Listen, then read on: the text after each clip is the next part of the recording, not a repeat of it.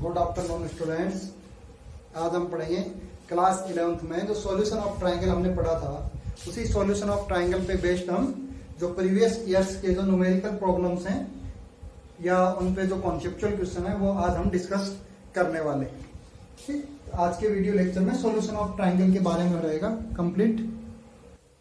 अभी हमारा जो क्वेश्चन 1 है इसमें क्या लिखा हुआ है, if sine square A plus sine square B equal to sine square C, एक ट्रिग्नोमेट्रिक इक्वेशन है where ABC are angle of triangle ABC, then triangle ABC is, option A है acute angle, option B right angle, option C obtuse angle, option D none of these.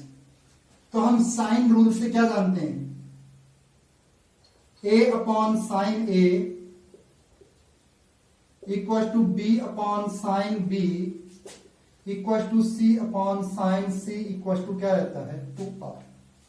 तो sign ए की value क्या put कर सकता हूं मैं, sign ए क्या आएगा मेरा a अपॉन 2r।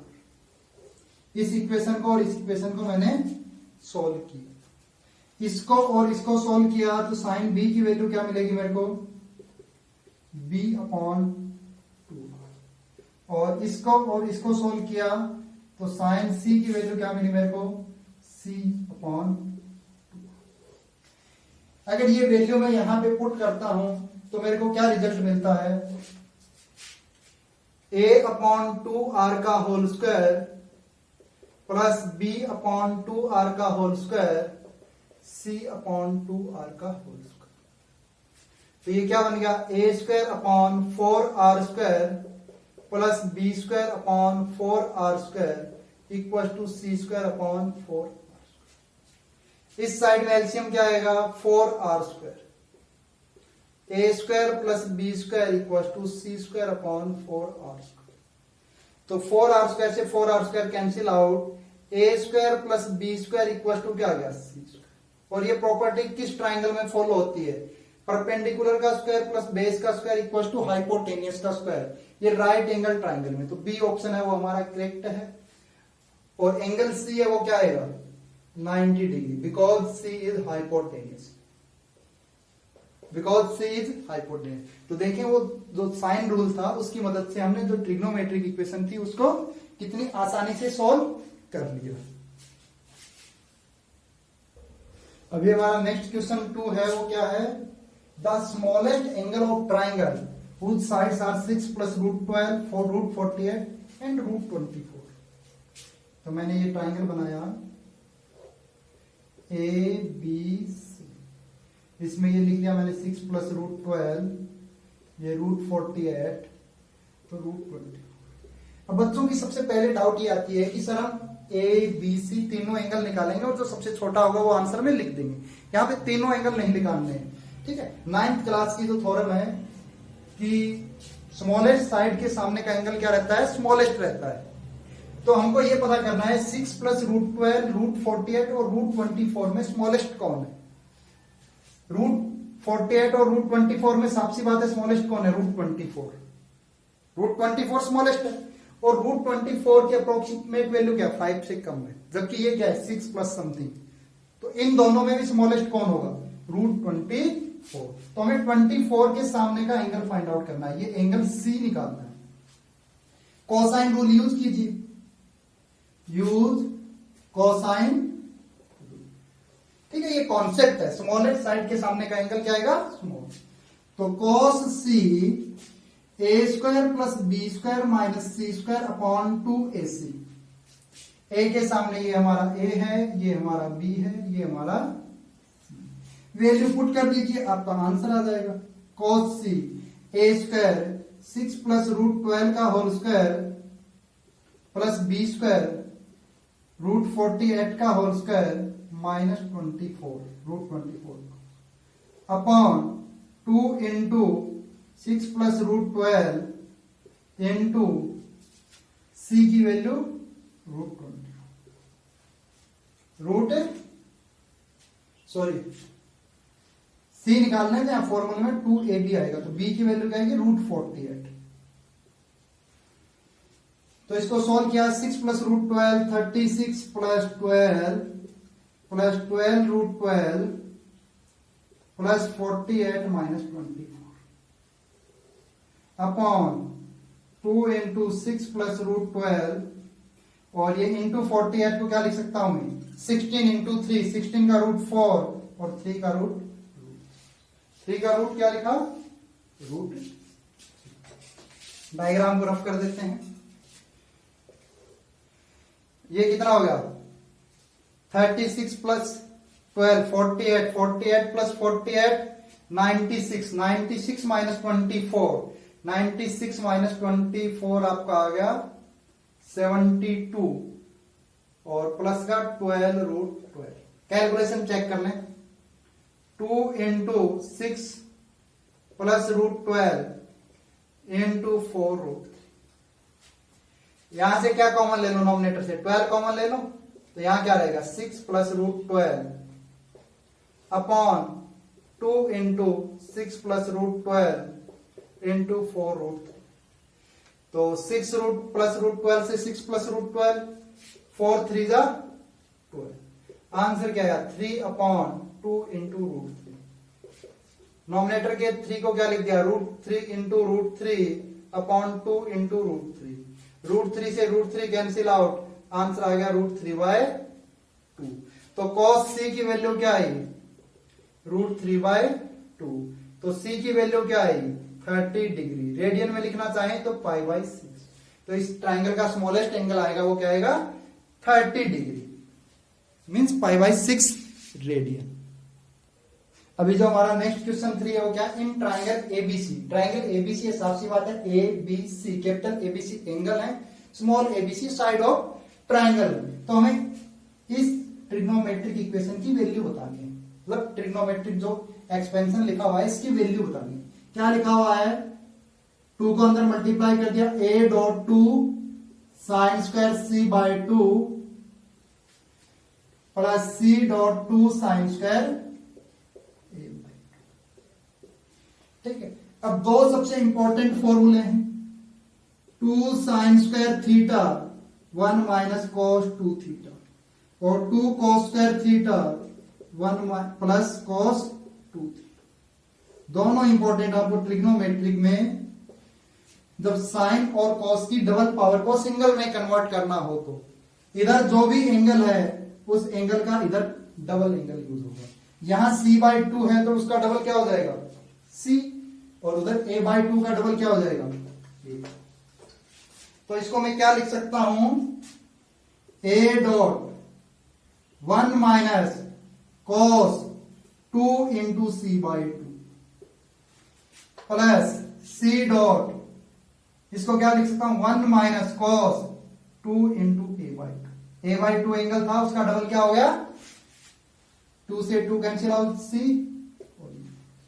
तो ये क्या बन गया a1 minus cos c plus c1 minus cos a।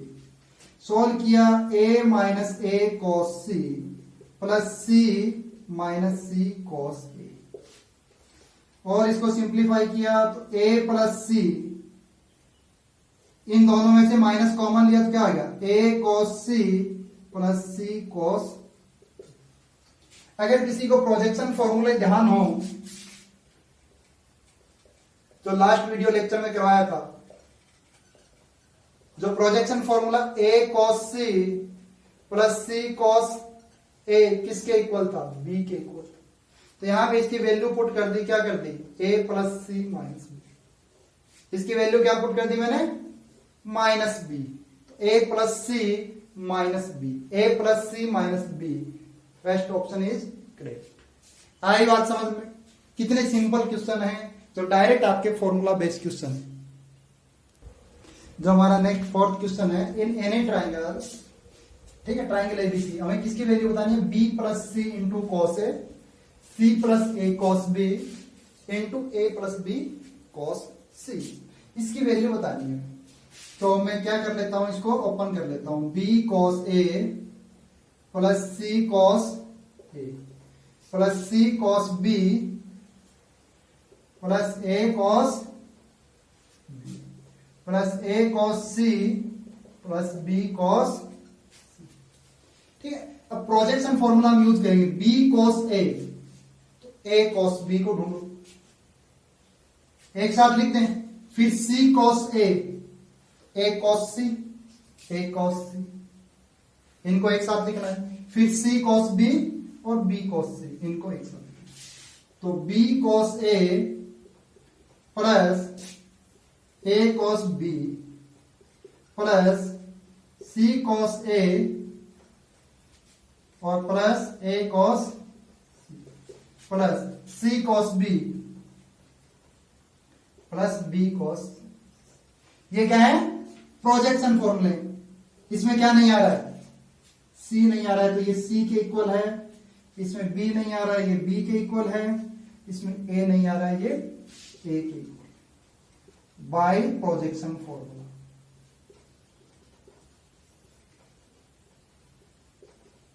ठीक है, जिसको प्रोजेक्शन फॉर्मूला नहीं जानना है वो बेसिक जो सॉल्यूशन ऑफ ट्रायंगल का लास्ट वीडियो लेक्चर था उसको देखिए। तो आंसर क्या आ गया? सी प्लस बी प्लस ए, तो इसको मैं ऐसे भी लिख सकता हूं, ए प्लस बी प्लस सी। ठीक है, ये डिनोमिनेटर नहीं है, तो ए प्लस बी प्लस सी हमारा ऑप्शन है सेकंड। तो इस क्वेश्चन में हमारा सेकंड ऑप्शन करेक्ट है।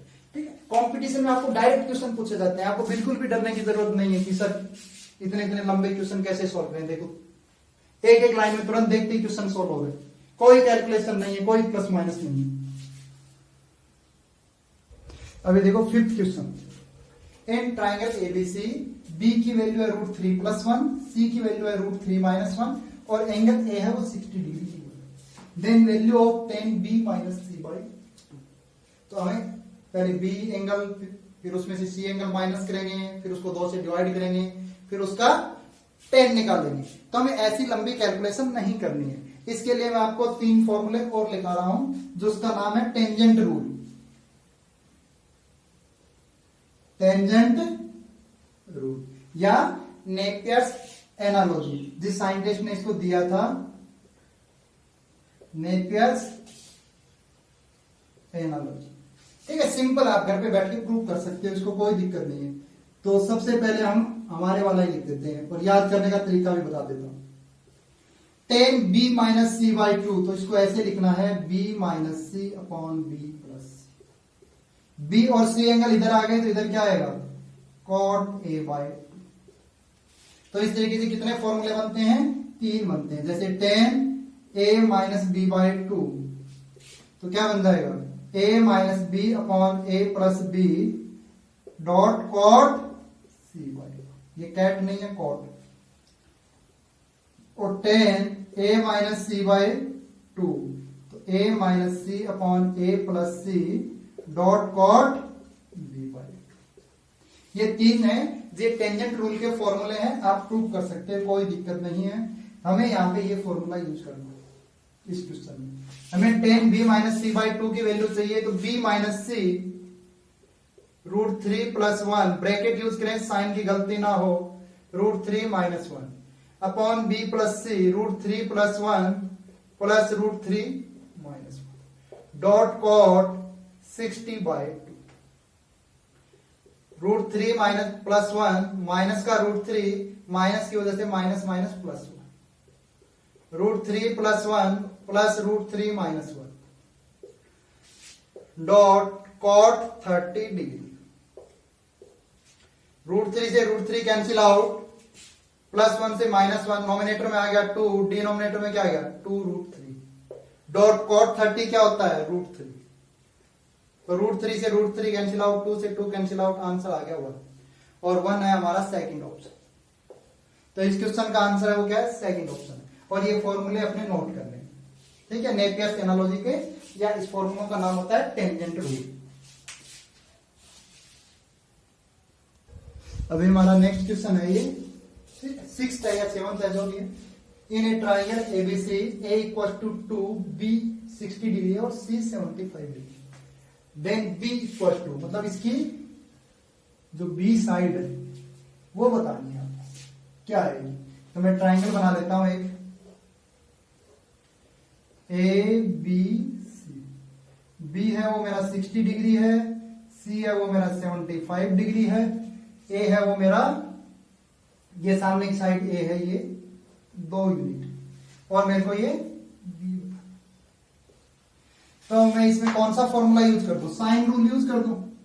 ए upon sine A equal to B upon A. मेरे को पता है 2 साइन ए। एंगल अगर मेरे को पता चल जाए तो मेरा काम हो जाए। कितना है? ट्राइंगल के 3 एंगल का सम कितना होता है? 180। तो ये क्या है? 45 डिग्री आएगा। कैलकुलेशन करके देखेंगे। साइन 45 डिग्री बी अपॉन, ये देखो 75 केवल डराने के लिए था, साइन बी साइन 60 डिग्री। अब कोई बोले सर ये क्यों नहीं यूज किया? इसकी जरूरत ही नहीं हमें। ठीक है, इन दो इक्वेशन को हम क्रॉस मल्टीप्लाई करके सॉल्व कर लेंगे। तो ये हो गया 2 साइन 45 1/√2। बी फाइंड आउट करना है, साइन 60 हो गया √3/2।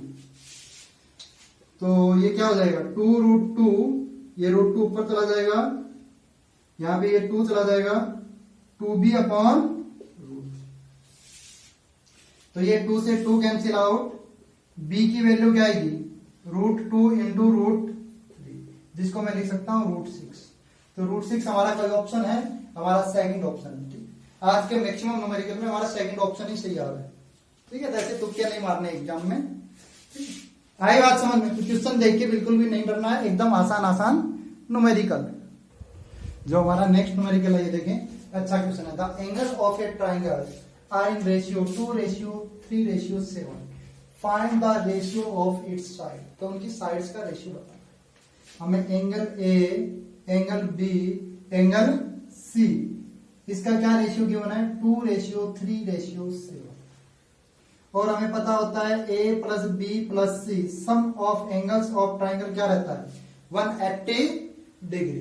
क्या रहता है? 180 डिग्री। तो इसमें हम क्या करेंगे? एंगल ए निकालेंगे। तो एंगल ए कैसे निकालेंगे?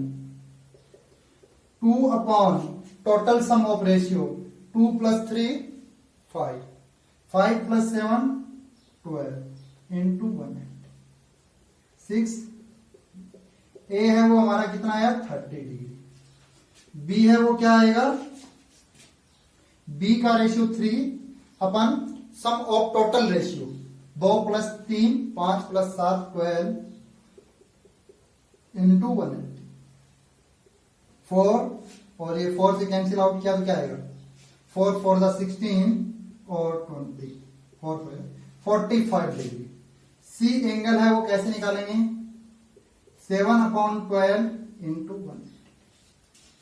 7 इंटू 12 इंटू 180 डिग्री। 12 1 = 12, फिर 60, 12 5 = 60, 105 डिग्री। एंगल निकाल लिए सर, लेकिन हमें तो क्वेश्चन में साइड्स का रेशियो पूछा है, तो हम साइन रूल यूज करेंगे। Use sine rule. क्या है? a upon sine A, b upon sine B, c upon sine C. ये किसके इक्वल में होते हैं? मान लो कोई कांस्टेंट k, जो 2r था उसको मैंने k ले लिया, या 2r लिख लें, कैंसिल आउट हो जाएगा। तो a की वैल्यू क्या आएगी? k dot sine A. b की वैल्यू क्या आएगी? k dot sine B. c की वैल्यू क्या आएगी? k dot sine C. तो a ratio b ratio c क्या है आपका? k sine A ratio k sine b ratio k sine c। k से k कैंसिल आउट। रेशियो को किसी कॉमन नंबर से डिवाइड कर सकते हैं, तो इनका रेशियो आएगा साइन a की value 30 degree. Ratio sine b 45 degree. Ratio sine c क्या आएगा? साइन 1। अब एक कॉन्सेप्ट तो आपका ये हो गया कि ट्राइंगल की साइड्स का रेशियो, ठीक है, उनके एंगल के साइन के इक्वल होता है। एंगल का साइन मतलब उस एंगल को साइन में पुट कर दें, साइन थीटा में पुट कर दें। तो साइन 30 1/2 रेशियो साइन 45 1/√2। अब दिक्कत यहां आ गई कि सर साइन 105 की वैल्यू कैसे निकालें? ये तो ना तो टेबल में गिवन है, और इसको 90 + थीटा में अगर कन्वर्ट करते हैं, हमें वैल्यू निकालनी है साइन 105 की। तो साइन 105 डिग्री को मैंने क्या लिख दिया? साइन 90 + 15 साइन 90 प्लस थीटा होता है cos 15। अब सर cos 15 डिग्री की तो टेबल में वैल्यू नहीं है, कोई बात नहीं, फॉर्मूला लिखवाया था हमने cos square theta 1 plus cos 2 theta by 2, ठीक है। 2 cos स्क्वायर थीटा था तो 2 को इधर ले गए, यहां से स्क्वायर हटेगा तो यहां क्या जाएगा, अंडर रूट आ जाएगा। थीटा की जगह क्या लिख दो, 15 लिख दो, तो 2 इंटू 15 क्या हो जाएगा 30।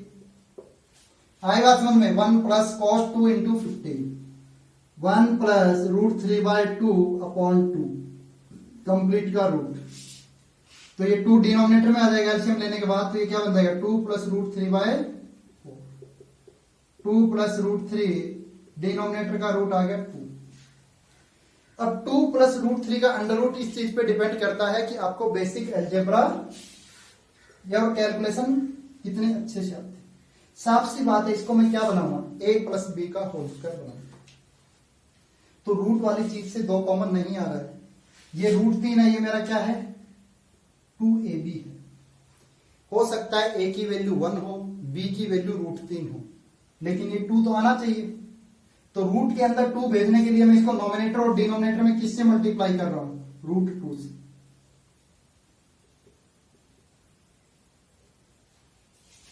अपॉन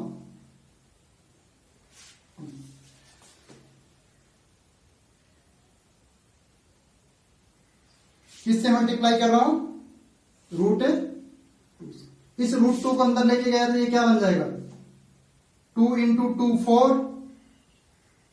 और 2 रूट अपॉन 2 रूट।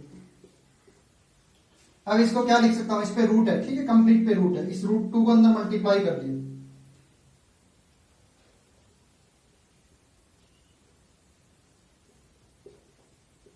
ये लिख सकता हूं क्या मैं इसको, देखो ये इसके इक्वल आएगा क्या, 1 प्लस रूट 3 का होल स्क्वायर ओपन किया तो क्या बनेगा 1, रूट 3 का होल स्क्वायर 3 प्लस 2ab, तो 1 प्लस 3 का आ गया 4।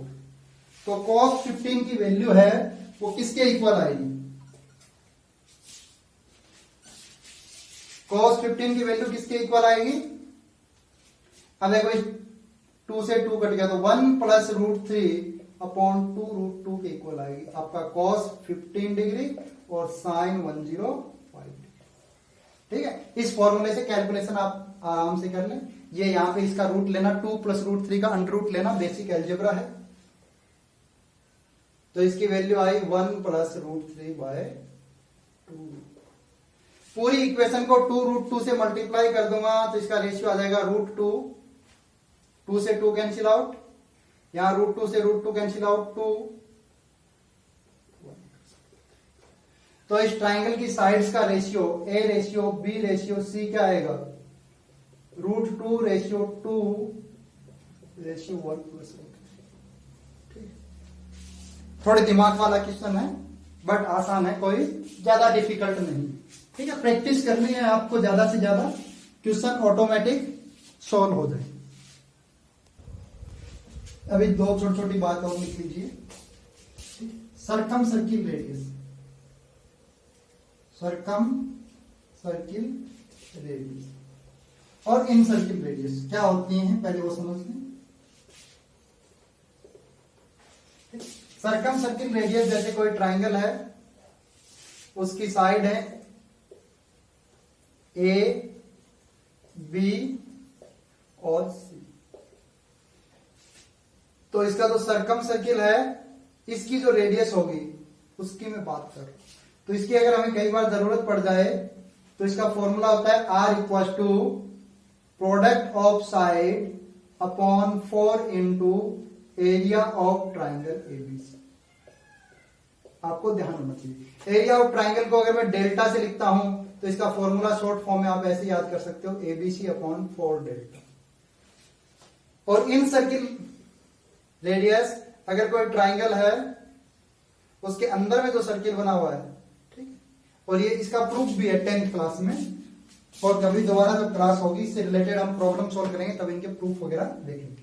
तो इन सर्किल रेडियस है स्मॉल आर, वो क्या रहती है area of triangle upon semi parameter, area of triangle ABC upon semi parameter. Semi parameter क्या रहता है, हीरोन्स फॉर्मूले में जो एस रहता है a plus B plus c by 2। एक छोटा सा टॉपिक हमारा और है, उसको और आपको ध्यान रखना, वो क्या है, scribed circle. Scribed circle radius, ठीक है, इसको ये भी बोलते हैं एक्स सर्किल रेडियस। ठीक, एक्स सर्किल ये क्या है, पहले बात को समझिए। ठीक, ये ट्राइंगल है एबीसी, ना कि किसी के नाम का ए बना रखा है।